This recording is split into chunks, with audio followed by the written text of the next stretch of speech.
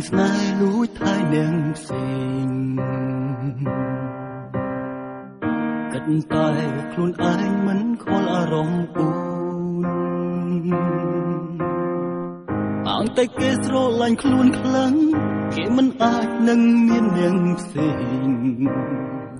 មកទៅនឹងខ្លួនឯងមិនឲ្យដំឡៃស្រីពេលអូនអស់ចិត្តទៅគិតខ្វាយខ្វល់កាបែកមកដល់ទៅទឹកនៃចិនហូរក្នុងតែមួយពរប្រជ្នៃសងរលាយអងស្នេហ៍អូនលើបង